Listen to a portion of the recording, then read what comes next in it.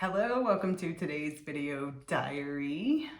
Finding my way with Pi, purpose, intention, and emotion. I'm Pi, and I am Hubby. It's been a while since you joined me. Yes. Probably because you've been exhausted.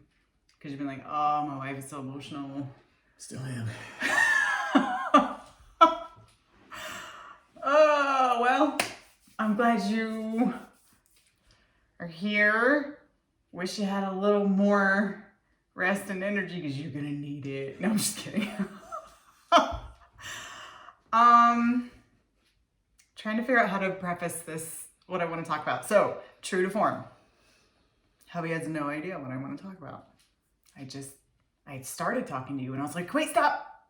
You have to do this with Pi because this is the thing. This is the thing that I'm gonna think about and process today. All right, so you know how I will get like a gut feeling or an intuition hit or whatever, and I'm like, I just need to go do this because I feel it in my gut and I know that it's right. You know how I do this. Mm-hmm. And there have been times when you've been like, I don't understand that, but cool. Like, we're just different people. It's cool. Mm-hmm. So today was talking with my counselor and also reflecting on, I might have to tell the story so everybody knows what I'm talking about, but there have been two incredibly significant life-changing gut feelings that I've had in my life that I followed. One turned out amazing and one turned out not so great. And I have this pull and this gut feeling about something right now that I want to do, but there's a little bit of hesitancy on my part because it's pretty life-changing, and once before it turned out great, and when I made that decision and once before not so much. So I'm just kind of like, wow, what do I do with these gut feelings? Now, some of this I'm going to be vague about just for confidentiality, but we'll do the best we can. I'm working through it. Here's the story of the first gut feeling, which wouldn't have found you without it. I, after high school, had a full ride academic scholarship for any university in Florida that I chose. It was like a state-sponsored program. And I, at that point, had bought a house. My dad had passed away, and so that was how I was able to do that. And was following the path, the prescribed path. And I wanted to move to Colorado. I had some friends who were coming out this way and they said, do you want to come? And I was like, I have to go. And I talked to my mom about it, and this is my version of the story. My mom's version might be a little bit different, but my mom was literally an angel for me in that moment. We had this conversation. I was very nervous. We went for a walk. I was worried that she would be upset because I had everything laid out. My future was laid out and guaranteed and all of that. And I told her I wanted to go, and she asked me a couple of questions, but she said to me, you have to go. You have to listen to your inner voice and your inner guidance, because if you don't, you'll always wander. And I don't want you to live your life like that. I want you to know you have to go. So I went and started looking for a job after I got here. And 2 weeks after I got here, I got a job. And guess who I sat next to? This loser. And we have been together for 24 years. We have 2 kids. You're my best friend. I cannot imagine walking through life without you. And we've been through some amazing things and we've been through some tough, stupid things, which I'm going to talk about in a minute. That's the second gut feeling. That was my fault. So that first gut feeling, it was right. It was right for me. Life-changing gut feeling, let's say. Because I also had a gut feeling that I needed to refresh my office. That's happening, but not so life-changing. I mean, it will be for me, right? Because I sit in this space all day, every day. So it should be something that feels peaceful, but not like that. Not like I'm leaving full ride academic scholarships and Not a fork in the moving road. out of state. It's not like this massive crossroads, right? Mm-hmm. Okay, so the second one was I had worked in the business, the one I just resigned from after 20 years of service, which actually, by the way, is closer to being acquainted with that business for 24 years because I had just a little bit of a stint there after our daughter was born where I had left, which is what I'm about to talk about. But you were still there. So I've been acquainted with people there for nearly a quarter of a century. I like to describe it as an eternity in the blink of an eye. So after my daughter was born, she had some complications. It was very scary. And I had postpartum depression. Didn't really know it at the time, but was very much emotionally struggling. And just also, even then, I think I knew and had voice. Like, I just don't know if I want to work, in business like this. And I love leadership and I love certain aspects of what I'm doing, but I want to do something that feels right and feels meaningful and feels like truly giving back or whatever. Then this happens with my daughter, and there was I had a professor from when I got my bachelor's, because I did finish my school doing night school, but I had a professor who introduced me to this doctor, and I had trusted my professor, and the doctor was like, yeah, come work here. Your daughter can be with you in the office. I really thought, working for a doctor who believed in health, and she was talking about it in a holistic, like whole being type way. At least that's how I perceived it at the time. It just felt like an answer. And I really felt like that was my second gut feeling. And I remember talking to you about it. I think I need to go do this. Just fast forward, and we won't talk about all the details of the grief and heartache, but this didn't turn out well, and this person was basically a cult leader. I didn't know it at the time. You didn't know it at the time. We found ourselves mired in it, and hurtful things ensued. I felt like it was my fault. Certainly caused things in our relationship that we needed to heal, and other things. Big, huge, oh my gosh, that hurt. And I don't want to downsize the pain of that situation by saying, yes, but look at all the good things that came of it. It friggin' hurt. And yes, we did learn some things, and we do communicate, I feel like, better now than ever. And I am so grateful you stuck with me through that situation and all of that. But it also freaking hurts. So it makes it, when we find ourselves at a crossroads, somewhat kind of now, because I have resigned from my job and wrapping up that transition, will be done soon, and thinking about what's next. And I've got some opportunities, got some, interviews with another, not nearly as large organization, but certainly it's a business, right? Hundreds of people, and another opportunity where let's just say, like, I would own it or co-own it with someone, so it would be mine. I don't know 100% which one's right, but I have a gut feeling towards one. It's just a major leap of faith. So that's the context. Those are the stories. Here's the question that my counselor asked me that I wanted to reflect on with you. Well, let's go back to those gut feelings, because gut feelings are, yes, like whatever you want to call it, your body, your spirit, your inner self, whatever, is trying to tell you something. It is trying to speak to you, but we sometimes maybe misinterpret it or misapply it. So she was like, what was different about the two gut feelings between the one when you left Florida and the one when you left to go work at the doctor's office? What was different?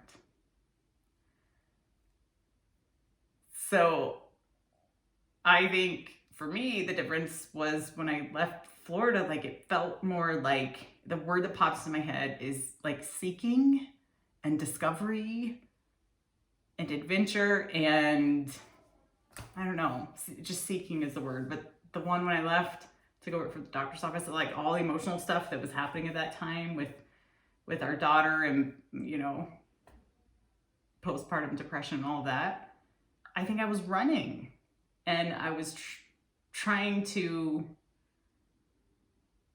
I ran towards something that felt like a lifeline. So right now I'm like, what's this gut feeling? And which one is it most similar to? And I gotta tell you, I'm a little conflicted. It feels like both. It feels like both seeking and both running. But I'm also trying to segregate it from, well, didn't I already, like, isn't the running part, wouldn't even call it running. It's choosing and at this point making a decision and exiting on my own terms. And I'm not running into something like it's a lifeline or someone's handing me a, you know, like a savior. Here is the thing that you most desire, and I'm going to play on your fears. It's not even that. Like, I resigned on my own at the right time for me. And I do feel like I'm seeking. I feel like I've been seeking for years. I feel like I've been seeking with this Master of Arts of Happiness studies and all of that, and cultivating is the other word that comes to mind. Cultivating what feels right to me.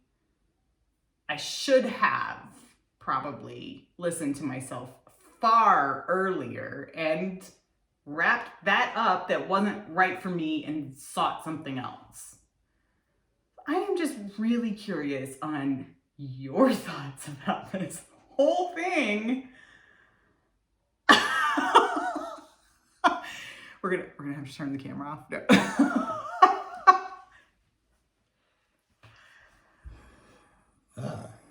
No. That is tough to answer outside of only what I can come up with from my perspective, obviously. Which is, of course, what I want. I know, but we are not the same that way at all. And I can see why you're conflicted in a sense, though, too, because obviously through the course of your videos, there's been a whole lot of emotional turmoil, right? And uncertainty. And the last 4 years. Yeah. Which sometimes you wonder, is that clouding your judgment, right? And pushing you more in the channel of exhibit B, right? That ended up horribly because of your emotional state versus the first one where it was just like, yeah, you know, I'm not in any emotional turmoil. I'm just seeking this opportunity and things like that. That said, you are also not the same person as you were in either of those scenarios too. And this scenario is different than those. I don't do gut feelings very well.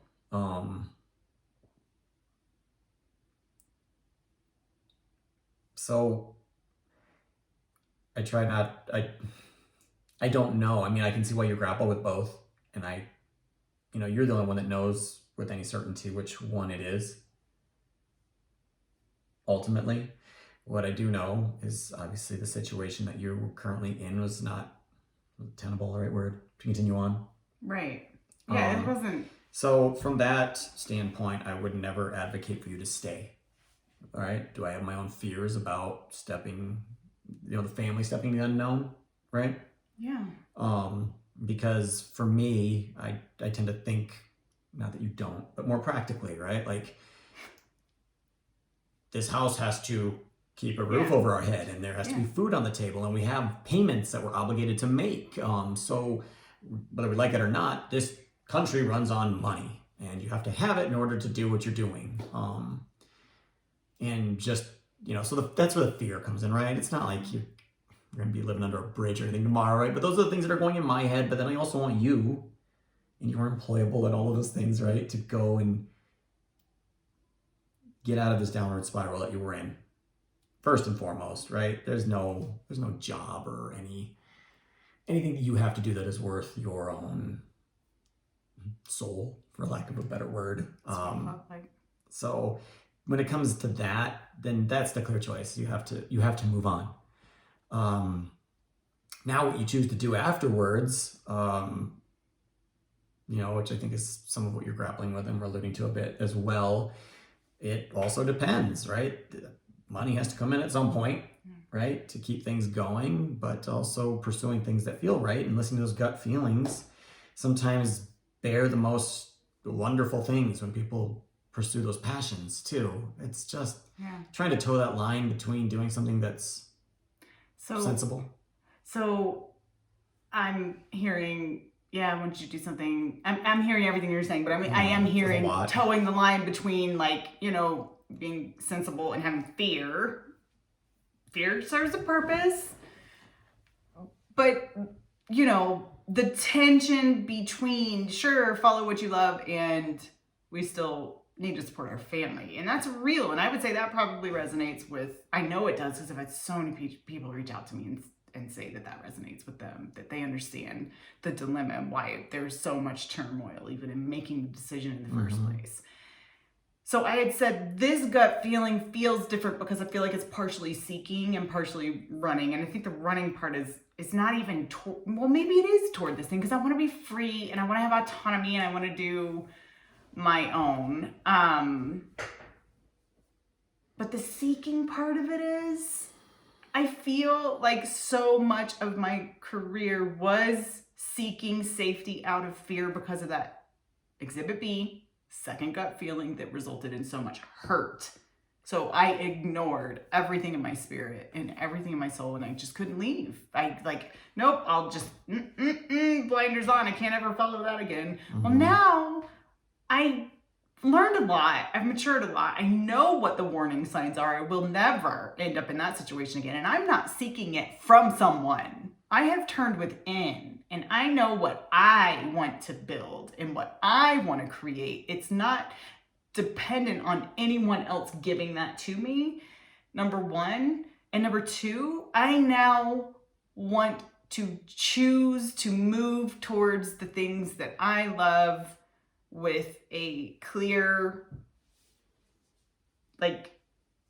I own this and I'm going to move towards the things that I'm attracted to, because they fuel me. Because I think in that space, in that energy, that is where I can contribute, where I will feel best. I think that would be true of anybody. Right? Yeah. If they're trying to really do what they enjoy and they feel where they're empowered and strong and seeking that, the motivation is there, the energy, the happiness, the fulfillment, all of it is there. So see what I mean? It's a mix between seeking and it's also a mix between this, I don't know, urgent's not the right word, but a deep yearning for that freedom. It's the only way I know how to describe it because I have been shackled for so long. I have to share this with you. So all the problem areas that I've been having, I just knocked a pile down of notebooks. All the problem areas I've been having with my throat. Once I went in for a massage, the massage therapist was like, I cannot believe how many little knots you have all over your throat that he could not release.